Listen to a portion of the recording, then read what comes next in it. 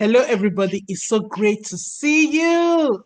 Such a long time. I'm happy to say our video, Prostate House of Humor, was successfully released on the iCare platform, and there was a lot of feedback. People were asking questions about prostate cancer, and I just couldn't answer everybody at the same time. But I did promise something that I will make a video that will explain everything. And here we are. This is the video just as I promised. So this is the video I promised, and it's about things you need to know about the prostate cancer. My name is Professor Iya Ezebasi, and this is the Keeping Healthy series. As you can see in the diagram, this is the male reproductive organ, and you can see where the prostate is located and where the tumor is when we talk about prostate cancer. I want to say thank you so much for your support. And you do know that this is a free resource, so we need you to like, we need you to share with somebody else. Let somebody else know the message. We need you to comment, and we need you to subscribe to our channel so that you can get new videos when we upload them. Okay, this happens in many men's lives. You go for a checkup, something else may be bothering you, and the doctor says you have prostate cancer. And that happens every 90 seconds in the world, every day, every time, every hour. A man somewhere in the world is diagnosed with prostate cancer.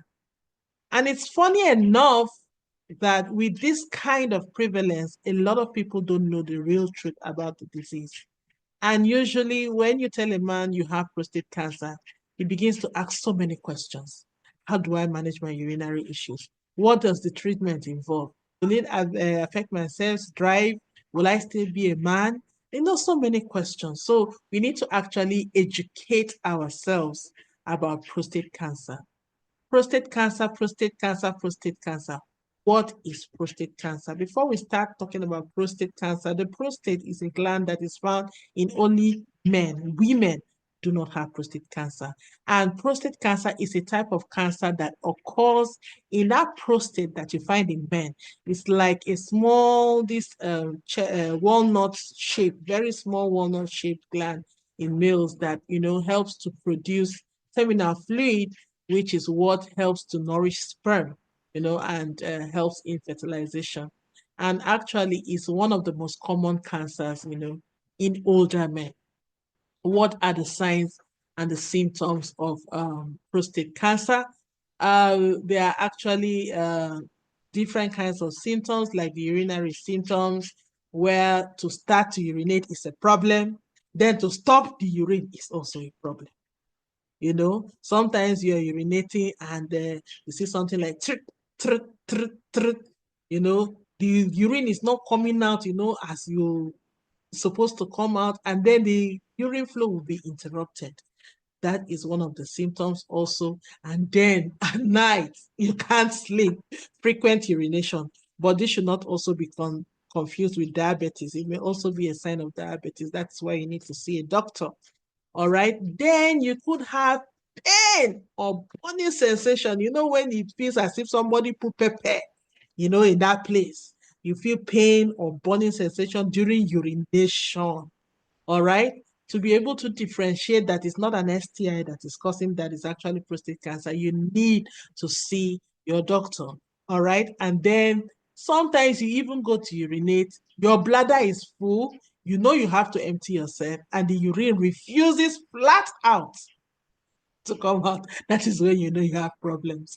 Please, if you have one, two, or any of these symptoms, try to see your doctor today. And the kind of doctor you should see is a urologist. All right. So another set of symptoms, all right, and I find that this is very disturbing in men, all right, because once you talk about a man, his pride is his sexual drive. Nobody goes there, nobody plays there. So when a man begins to have ejaculatory issues, these are problems. And one of the things that come with prostate cancer is, when you want to ejaculate, the ejaculation may be painful. So you find out that a lot of men that have this prostate are afraid of sex because of that pain, during ejaculation. And they can find out that even though the ejaculation, they ejaculate, the amount of semen they are producing is very small or dry, So that gets them worried, and they have to see the doctor. Then also, you may actually see blood in your urine or your semen. Men don't menstruate. So if you see blood in your urine or your semen, please rush to the hospital. You need it to.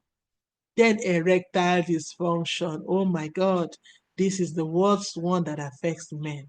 All right. But if you are able to get treatment on time, those things can be resolved. So what's erectile dysfunction? To start the engine is a problem. Then if you manage to start the engine, to maintain the engine running, if you break and stop, that kind of thing, that is what can happen. Then you may also have pain or stiffness in the lower back, your hips, or your thigh. If you have that kind of pain, that means the cancer may have spread. But in order to differentiate it from other conditions that may cause the same kind of things, please see your urologist. So what are the risk factors for prostate cancer? Who are the people that are most likely to have prostate cancer? If you are getting old, which everybody will get old, if your uncle, your brother, your cousin, your grandpa has had it before, you have a family history, the kind of lifestyle you lead, some kind of lifestyles promote prostate cancer, and then there are other factors that we get to look at. So if you know you have any of these things, you should make regular checkups a part of your life. Okay? So risk factors for prostate cancer are actually characteristics or conditions that may increase your chance of developing a disease. Okay? So the disease we're talking about is prostate cancer. You have risk factors that you yourself can modify, you can take care, you can change. Yeah? Then you have the one that God gave to you cannot change. All right. So the one that God gave to you cannot change is called non-modifiable risk factors. That's age. All men will grow old. All right. So if you're getting older, you have a risk factor for that. Like I said, family history, whether you have any close relative is a risk factor. If you're a black man, whether African American, Caribbean, African American, Caribbean American, Black African, you have a higher risk of having prostate cancer. If you have some kind of genetic mutations, okay, like the BRCA1 or BRCA2 gene, which you also see in breast cancer, you have a high risk of having prostate cancer. And then where you live also can promote you having prostate cancer. Then those factors that you yourself can change, you have the power to change, is called modifiable risk factors. The diet. When you eat things that are high in fats, low in fruit and vegetables, you can increase your risk. Also, red meat. After 50, you should reduce your intake of red meat. Go to things like fish, chicken, that kind of thing. Then obesity. If you are fat, you have a high risk, of having prostate cancer, especially if you don't do, exercise, you're not physically active. If you smoke, you're encouraging it.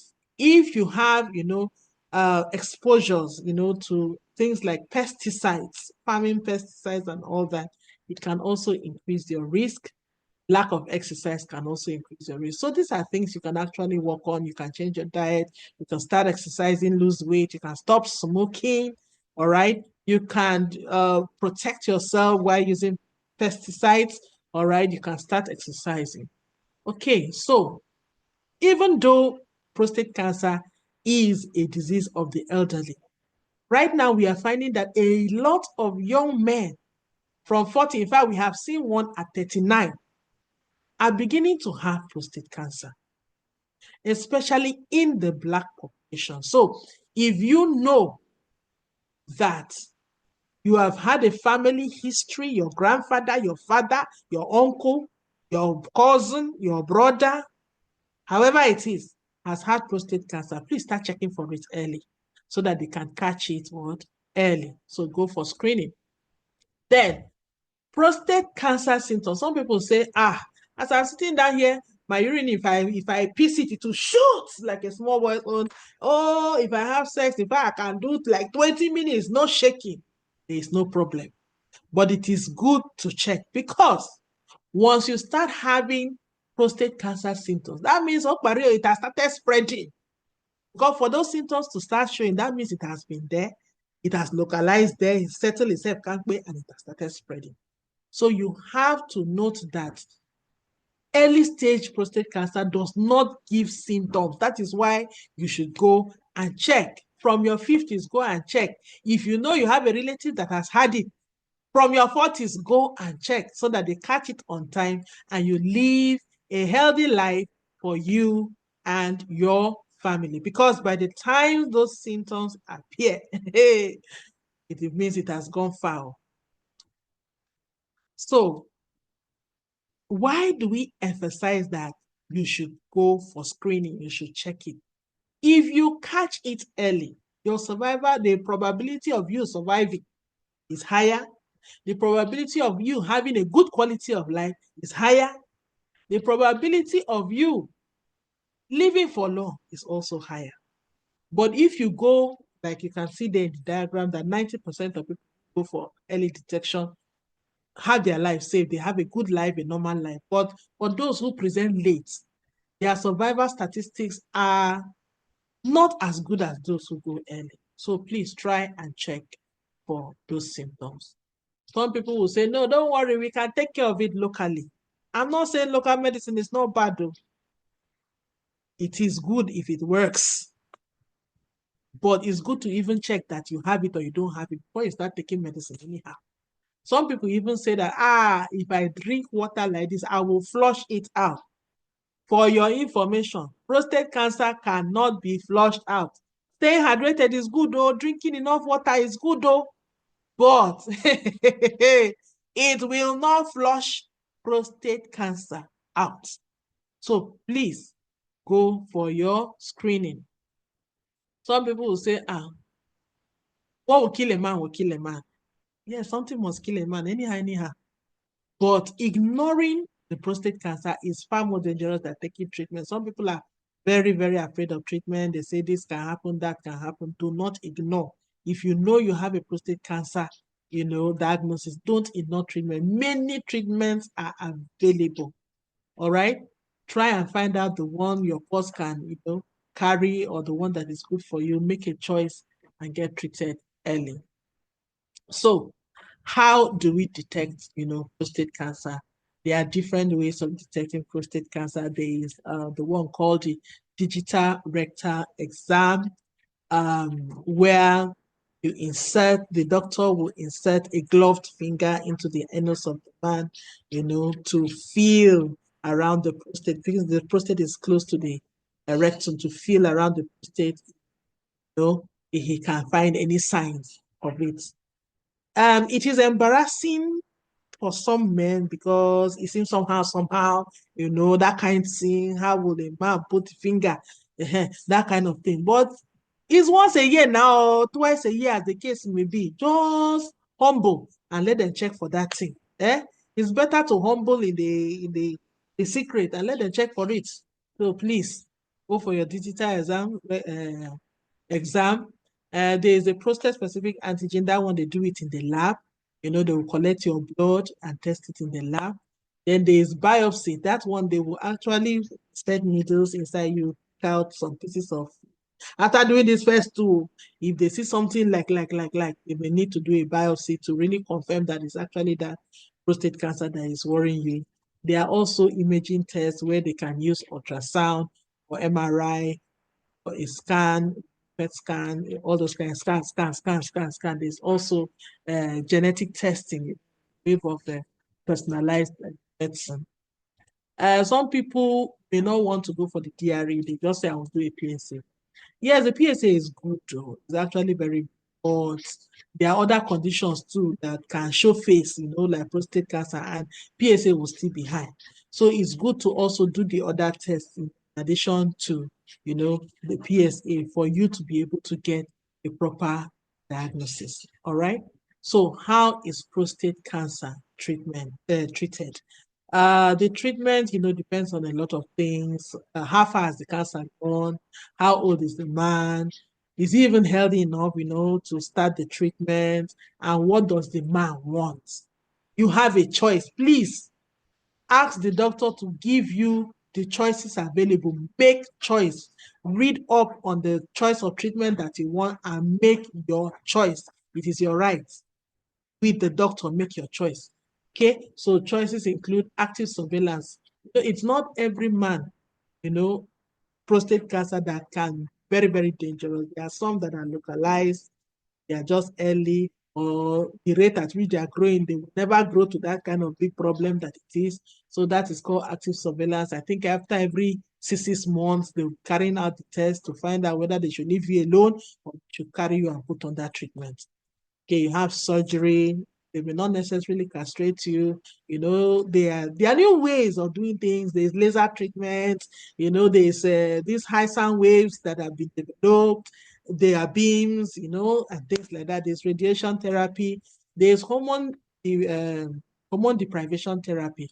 There they will give you a drug, that can act as an agent that will reduce the hormone or the food that the cancer feeds on. A lot of men prefer that.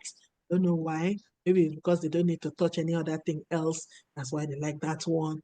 There's chemotherapy where they give you drugs that will treat the cancer. There's immunotherapy, there's targeted therapy, cryotherapy. This one they will use very cold temperature and kill the cancer cells. There's radionuclide therapy, those with metastasis. And there are a lot of clinical trials that are coming up, with new things.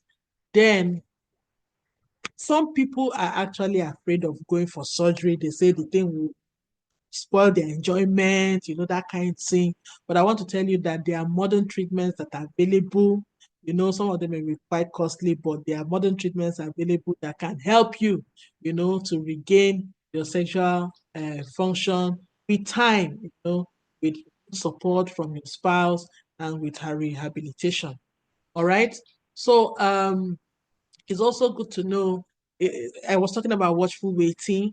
It's good to know that some cancers grow very slowly. That is why we are actively watching and waiting. You understand? To see if the thing will change gear from gear 1 to gear 4. Why others they don't even start from gear 1, they start from gear 4. They spread very, very quickly. So you should also have that at the back of your mind. That will also, affect the kind of treatment that you will take. All right. I want to say to every man, to my fathers, to my brothers, to my grandfathers, to my uncles, take action for your life. Your life is your own. Decide to live for your family. If you don't want to live for your family, decide to live for yourself. So please schedule a prostate checkup if you're 40 or older, and encourage the men in your family to get screened. Spread awareness because early detection saves lives. Thank you so much, for listening to this video and for supporting.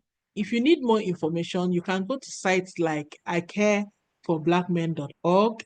They have a site, they have a YouTube platform with lots of videos that you can get. I think there are people there on the site that you can contact if you do have questions. All right. If you know you are 40 and above, try and see a doctor, a urologist, and get checked.